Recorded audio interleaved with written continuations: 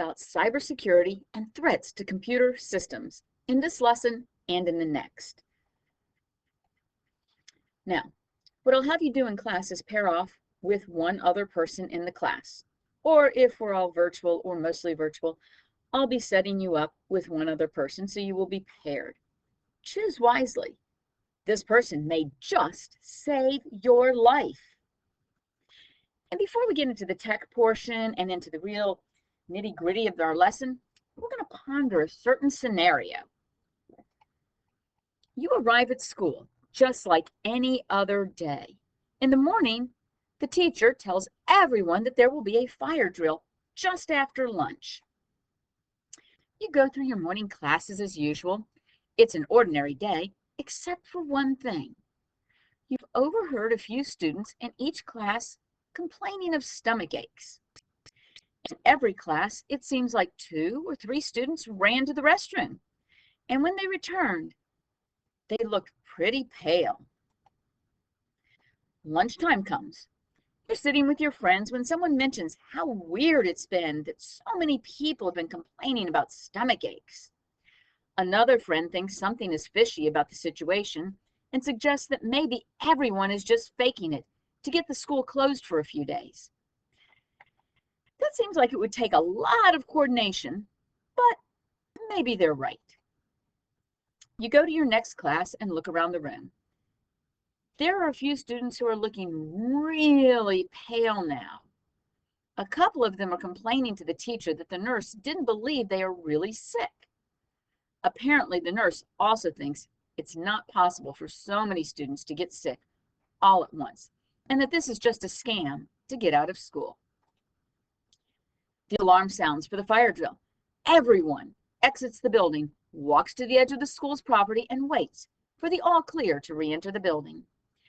You're standing around talking with your friends when suddenly you hear someone in the next group over yell, "Hey, we need a teacher.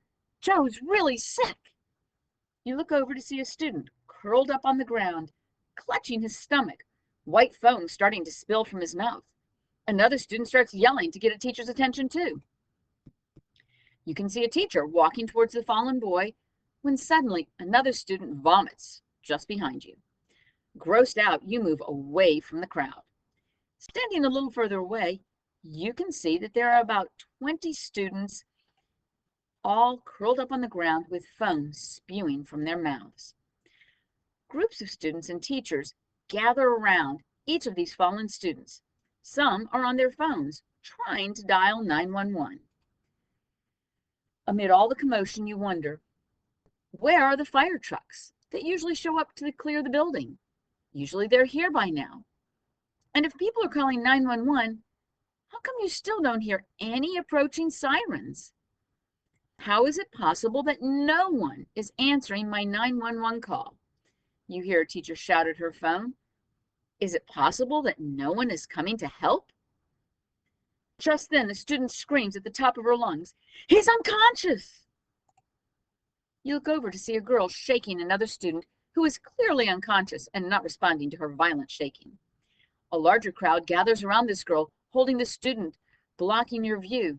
"Oh, wait, he's okay," the girl yells from the center of the crowd.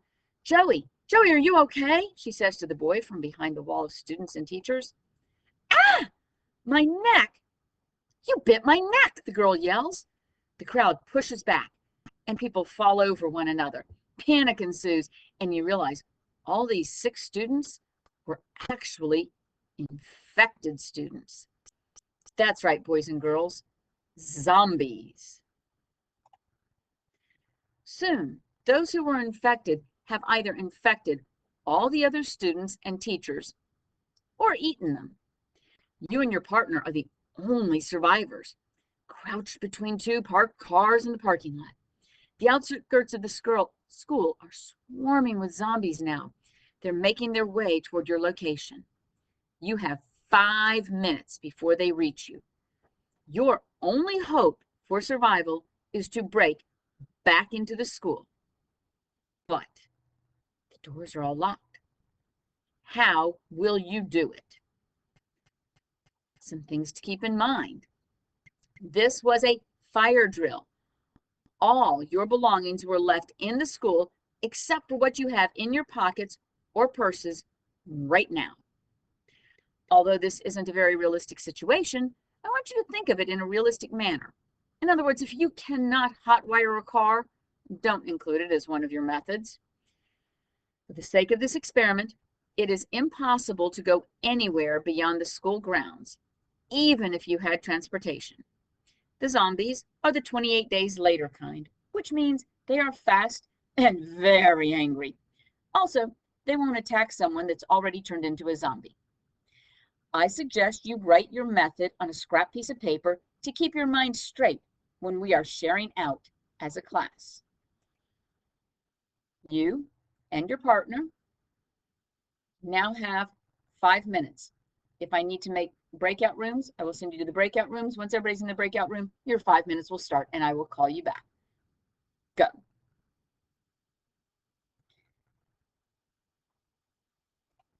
Time's up. Okay, if you're watching this and doing this asynchronously, you should have come up with a way to get back in the building. Now, let's see who's still alive, shall we?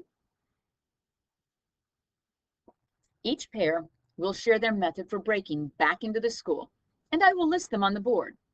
If your group had the same method, that's fine. Just explain why it would be effective. The ground rules for this exercise. Don't argue or point out flaws in anyone's plan while they are talking. In fact, no talking at all while each group is giving their plan. And by the way, when you give your plan, it's brief. Okay, you only had 5 minutes to come up with it. It should not take 10 minutes to explain. On scrap paper, write down your reasons why a particular method would or would not work. After everyone has shared, we will discuss each of these methods on the board and label them as effective, ineffective, or maybe. So again, just a quick what you're doing, and I'll write it down. That's if we're in class. Obviously here, you have a method, and all you can do is tell it to yourself. But then you want to think about, is it effective, ineffective, or maybe? Look for some flaws in it. Now, what did we just do? Remember, this is supposed to be a lesson on cybersecurity, not zombies. For 1 minute, discuss with your partner, or again, if you're doing this asynchronously, think about, how does any of what we just did have anything to do with cybersecurity? Write your response on a scrap piece of paper. 1 minute. Okay. Let me break this down for you. The school, our school, represents a computer or a smartphone, website, database, program, whatever. It represents the computer. You and your partner are a hacker. You're trying to break into the computer. You want to break into the school. The zombies represent an antivirus software. Remember, if they bite you, then you're infected or protected, in this case, from any other zombies, because the zombies won't attack themselves, right? Let's be more specific. If a hacker wants to break into someone's computer, they have to get around certain defenses, such as antivirus programs and firewalls. In this case, are zombies and locked doors. However, these programs are just that. They're programs. They're mindless and unable to reason. Most of our antivirus software is not AI. It doesn't adapt. As viruses adapt, it doesn't adapt. If you are accessing the internet on an open Wi-Fi network, like at Starbucks, you input your Facebook username and password while trying to log into your account on your phone, someone else could be watching you do it, since you're both connected to the same network. Or maybe they just looked over your shoulder and literally watched you type in your password. Or if they really wanted to, they could just take your phone out of your hands and run away with it. These are crude, but arguably effective ways to get around protection methods, such as firewalls and antivirus programs. We're going to consider in our lesson today on computer security, key logging, phishing, malware, and rogue access points. We're going to look at these, and then in lesson 7, we're going to look at some additional security risks. So, without further ado, let's get started on Unit 10, Lesson 6, Security Risks, Part 1. At the conclusion of this, you will be able to identify common security risks, spelling error there. You will be able to identify common security risks, such as phishing, keylogging, and rogue access points.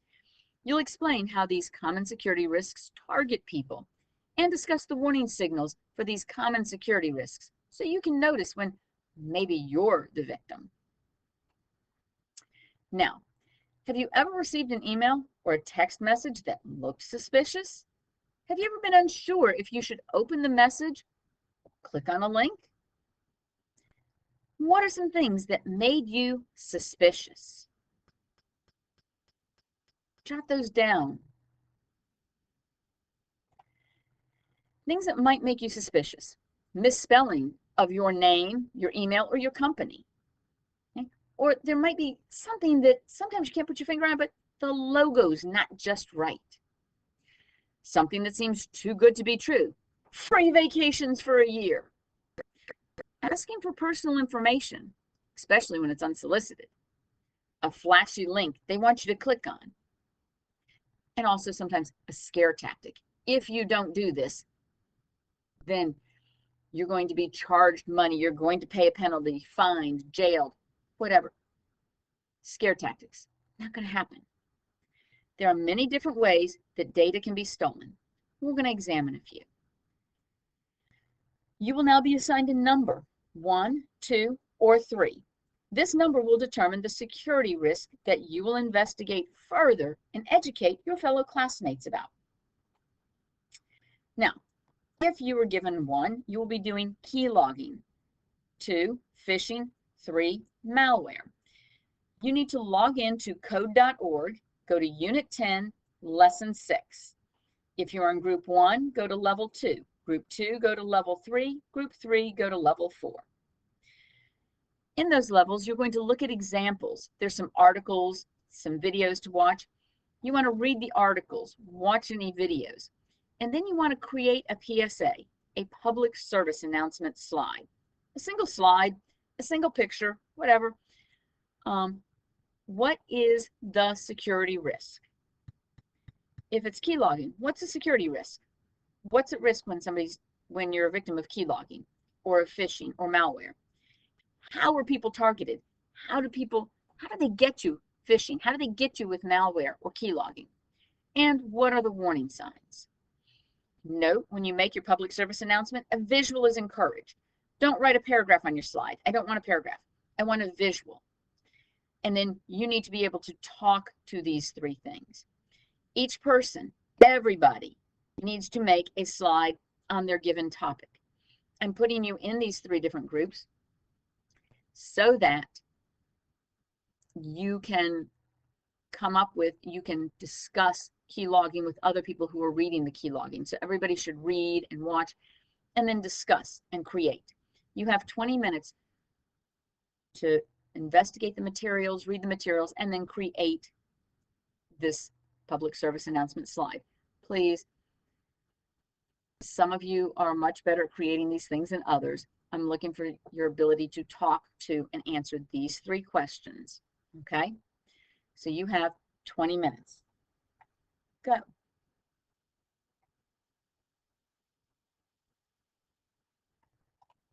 Okay, now that everybody's back, I'm going to create groups so that one person from each topic is in a group. So there should be 3 people. There might have to be 4 people in in 1 or 2 groups. In that case, somebody's just doubled up. But the new groups, 1 person from each topic.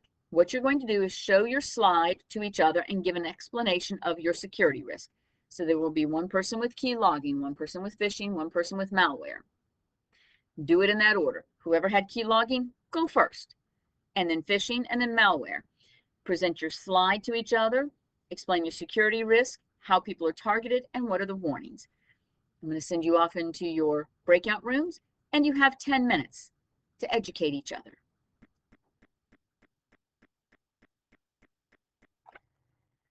Okay, as we go to wrap up, these are some of the key takeaways. And this isn't everything. This is just quick synopsis. Key logging. What are the risks? Somebody could get your password or passwords, your bank info, and potentially other personal information. Since it's logging all of your keystrokes, if you were asked for your mother's maiden name, could get that. And with all that information pieced together, could potentially have identity theft in there. Targeted, anyone and everyone. There's some software that's just sold as monitoring software for parents to monitor their kids and such. But there's also the ability for criminal intent and use with this software. Okay. Some warning signs that you are a victim or somebody is using key logging on your computer is slower computer performance when browsing or starting programs, abnormal delays in activity, pop-ups, for system tray access pop-ups, or in the system tray you've got stuff going on, excessive hard drive or network activity. Sometimes you hear things and it's just click, click, going back and forth. Could be somebody sending all your keystrokes out. Phishing. Again, this is your passwords, credit card info, bank info, identity theft. Okay, but this is over here, key logging. Somebody's doing it in theory without you knowing it. They're logging your keystrokes. And if you don't really, you may not even realize that's happening. Phishing, on the other hand, is a little more direct. Somebody's throwing out a message and asking you to intentionally provide this information. How is it targeted? Well, emails and text messages that look official. They scare the recipient. They have links and ask for personal information. If you don't do this, you're going to be fined. Ways that you can tell that an email or a text message might be phishing is there's a generic greeting. There's an unsolicited request for personal information or to click on a link. Return email address is suspicious. It might say pwcs.com instead of pwcs.edu. Okay? Look at the websites, look at your email, who sent it. Okay? And just because somebody that you know sent it, remember, somebody could have had malware on their computer that sent out a phishing email using their email. So you've got to be aware of what you're doing. You should not blindly click on things. Malware, inoperable computers and networks, hardware failure, data loss. Those are risks. What is malware? Well, it's viruses, Trojan horses, adware and scams, spyware, phishing. Because sometimes in phishing, you click on a link, that link takes you to something that then downloads the malware. And then there's also ransomware. Ways that you can tell that you are infected: a slow system, system crashes, pop-ups, suspicious new browser toolbar and activity, new and unrecognized icons on the desktop, random restarts, spam emails coming from your system.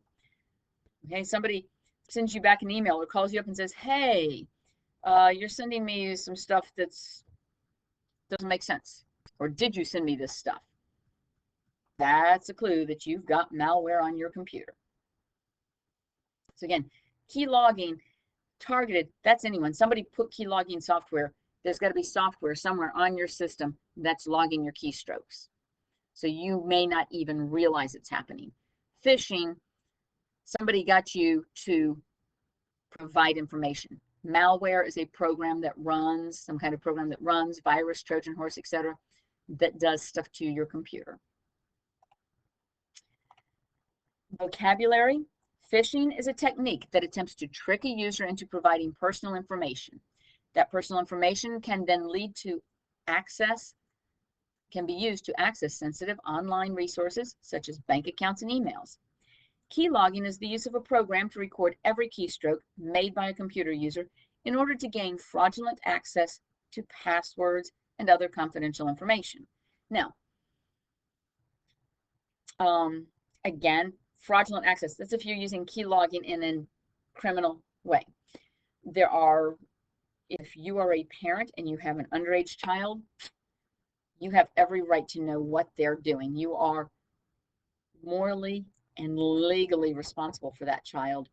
So if you suspect there's something going on, and you're also responsible for protecting that child. Okay, children can very easily be, even adults can be easily tricked, easier than many people think. And so if you are a parent and you're using key logging or something to see what's going on with your child, that might be different. But again, when we're talking about it in cybersecurity, it's a fraudulent access to passwords and other confidential information. Malware, software intended to damage a computer system or to take partial control over its operation. Okay, so it might not damage it, but it's going to take control over it. And this is control that you don't want. It's unintended. This is not the same thing as calling up Mr. Watts or one of our technology people and they take over your computer. That's not malware. Okay? This is something that does it without your permission. And rogue access point.